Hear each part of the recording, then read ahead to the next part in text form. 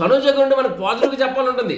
ఒకసారి ఆమె నెగిటివ్ చేసినప్పుడు ఆమె తప్పు చేసిందని చెప్తాం, ఏడుస్తున్నప్పుడు ఏడ్చిందని చెప్తాం, నవ్వినప్పుడు నవ్విందని చెప్తున్నాం, డిసిజన్ తీసుకున్నప్పుడు సరైన డిసిజన్ తీసుకున్నాను చెప్తాం. కానీ ఫారం బ్యాచ్ ఉండే పాపం తనుజాకి వచ్చేసి మనం అనవసరంగా వాళ్ళ మీద అంటే వాళ్ళు ఏదో అన్నారని మనం తనుజకి అన్నం కరెక్ట్ కాదు. కాకపోతే ఏంటంటే మనకి ఎలా ఉంటుందంటే సేమ్ బిగ్ బాస్ హౌస్ లాగే రెచ్చిపోతుంటే ఇంకా రెచ్చగొడతారు అన్నట్టు. రెచ్చిపోతామండి, రెచ్చిపోతాం, కళ్ళల్లో ఏదో చక్రాలు కనిపిస్తున్నాయి అన్నట్టు రెచ్చిపోతాం అన్నట్టు ఫారం బ్యాచ్ ఉంటుంది. అమ్మా నాన్నల పేర్లు కాకపోతే అమ్మో నాన్న ఉంటే పేర్లు పెడతారు. వాళ్ళకి అమ్మా నాన్న లేకపోవడం వల్ల, నాన్న లేకపోవడం వల్ల, లేకపోతే నాన్నలు ఉండడం వల్ల ఏ పేరు పెట్టాలో తెలియక వాళ్ళ పేర్లు పెట్టుకోలేరు. వాళ్ళు సోషల్ నెట్వర్క్ లో వాళ్ళ పేరు వాళ్ళు పెట్టుకోలేరు, ఫోన్ నెంబర్ ఇస్తూ మాట్లాడలేరు, నా పేరు ఇదే అని చెప్పలేరు. మన కౌంటర్ వేస్తే సిగ్గు లజ్జ లేక కామ్ కూరుకుంటారు, మళ్ళీ ఇంకేదో కౌంటర్ వేస్తారు వాళ్ళ అమ్మ నేర్పింది భాషలో. కాబట్టి అలాంటి వాళ్ళు కౌంటర్ ఇవ్వాలని మనం కొంచెం ఇస్తుంటాం, వాళ్ళకి ఇంకో దించాలని.